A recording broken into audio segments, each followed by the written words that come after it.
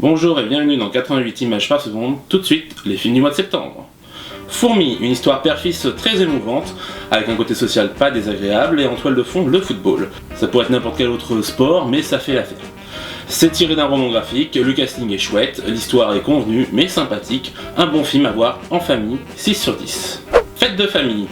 Ça commence comme tout film de famille avec la réunion des personnages dans la maison familiale, puis ensuite on découvre les vilains petits secrets de la Smala. C'est assez inintéressant, j'ai bien failli m'endormir devant, même s'il y a un beau casting, 3 sur 10. Inséparable, une comédie qui fait le taf, même si le côté arnaque est assez commun, on passe un agréable moment, 6 sur 10. Andy. Une comédie romantique qui aborde certains sujets graves comme les femmes battues et Alzheimer sans leur porter préjudice. C'est drôle et cela surtout grâce au duo que forment Alice Taglioni et Vincent Elbaz. Allez-y, vous passerez à coup sûr un bon moment, 7 sur 10. The Antenna.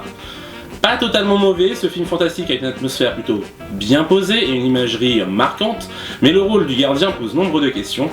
Quant à ce liquide noir, c'est loin d'être simple.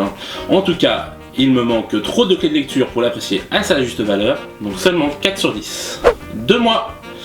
Un film léger et bienveillant avec ses personnages qui fait du bien au moral, le sujet fait particulièrement écho à ce que je pense de notre société. Puis avec un casting pareil, vous auriez tort de ne pas y aller, 8 sur 10. Tu mérites un amour. Le film a quelques moments sympas, mais l'histoire n'est pas terrible, sans compter que le personnage principal n'est pas toujours cohérent. Un jour suiveuse, un autre jour femme forte, puis à nouveau suiveuse. Bref, je ne le recommande pas, même si j'aime beaucoup cette comédienne, 3 sur 10. Jeanne. On connaît bien le réalisateur pour le ton si particulier qu'ont ses films, celui-ci n'y coupe pas, notamment avec ses pauses musicales de Christophe qui donnent une autre dimension au film.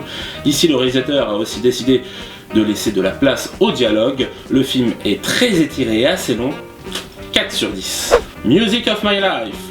Un film sur l'émancipation, sur l'amitié, l'amour, la filiation et sur le boss Bruce Springsteen. J'arrive pas à le dire. Bruce Springsteen. Springsteen. Ouais, j'arrive pas. Springsteen.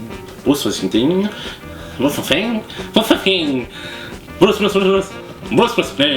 Bruce Springsteen. La mise en scène se permet quelques folies, la scène de nuit avec la zig de ce Springsteen bien sûr, mais aussi la déclaration d'amour. Tant de moments forts qui devraient vous convaincre, 8 sur 10. Ça, chapitre 2. Jumpscare à foison, des effets visuels de moins bonne qualité que dans le premier, il est également moins innovant, reprenant trop de choses de l'opus précédent, puis surtout il est 1000 fois trop long. 5 sur 10. Et encore je suis sympa. Tall Girl. Le sujet n'était pas bête du tout, mais ils ont vraiment fait le minimum sur cette comédie romantique, reprenant tous les clichés du genre avec ceux du teen movie. Encore que juste ça aurait pu passer, mais les persos sont beaucoup trop caricaturaux, et on n'a aucune surprise. Bref, un film popcorn sans grande ambition, mais pas désagréable pour autant, 5 sur 10.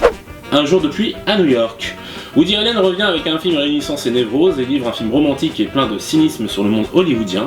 Le casting est parfait, notamment dans les seconds rôles, 8 sur 10. Lucky Day. Avery n'a clairement pas le talent d'un Tarantino pour réaliser un film fun, les personnages sont creux, l'histoire est simple et rien n'y fait, on a l'impression que le film est en retard de bien 20 ans. Alors c'est sympa, le film n'est pas mauvais, mais en 2019 on attend un plus d'un tel film, 5 sur 10. Les fleurs amères. Trop misérabiliste, le film a du mal à nous émouvoir, le sujet est certes intéressant, mais son traitement n'a rien de bien original. Ça se regarde sans déplaisir, notamment parce que l'actrice principale porte le film avec un certain charme, mais 5 sur 10. Le Chardonneret.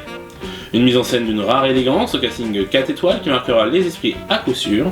Un très beau long métrage qui m'a touché bien plus que je n'aurais pensé, 7 sur 10. 3 jours et une vie. L'adaptation du roman de Pierre Lemaitre est une histoire assez sombre, un peu malsaine qui part d'un petit rien si je puis dire. La mise en scène de Nicolas Boukiev est juste et efficace, la tension est bien pressante lorsqu'il le faut. Bref, un des grands films français de l'année, 8 sur 10. Ad Astra. Techniquement très bien fait, très beau et avec un bon casting, ce premier film de SF pour James Gray a beaucoup d'atouts, il est également très émotionnel sur la fin, mais c'est justement cette fin qui gâche le long métrage à mes yeux, le rendant simpliste alors qu'il ne l'était pas sur le gros du film, 6 sur 10. Portrait de la jeune fille en feu. Un superbe film en costume avec un duo d'actrices qui portent le long métrage de bout en bout et nous enivrent de leur passion, c'est très beau, triste et d'une grande finesse, enfin c'est du Céline Sciamma tout simplement, 8 sur 10. entre deux fougères, le film. L'idée et le principe est sympa, mais l'humour déployé dans ce film n'est pas très drôle, pas vraiment matazoté, mais on apprécie de voir autant de stars se prêter au jeu. Après, le niveau de réalisation est vraiment pauvre, ce qui n'arrange pas l'affaire. 3 sur 10. Bakulo. Après 10 ans de gestation, espérons que ce long métrage ne soit pas trop visionnaire et que certains peuples indigènes n'aient pas à en venir jusque-là pour se protéger.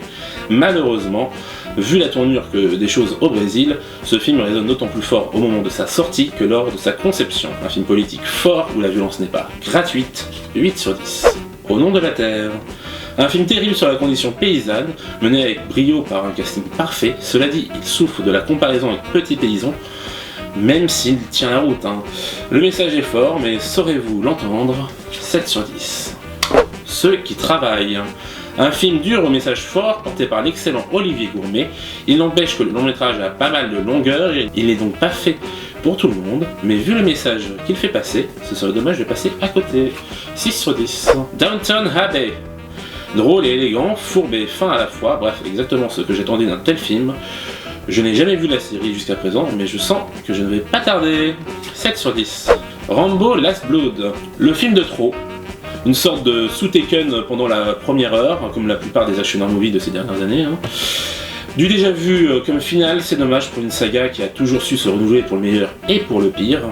Sans compter que le 4ème opus nous livrait une belle fin pour le personnage et était à mes yeux le meilleur de la saga.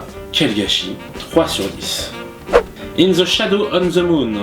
Un concept fort sur le voyage dans le temps, même si le traitement scénaristique fait plus jeu vidéo que film. Cela dit, ça reste intéressant à regarder, même si on a vite compris la mécanique que va prendre le film pour nous raconter cette histoire.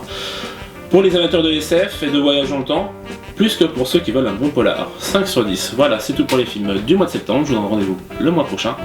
Ciao!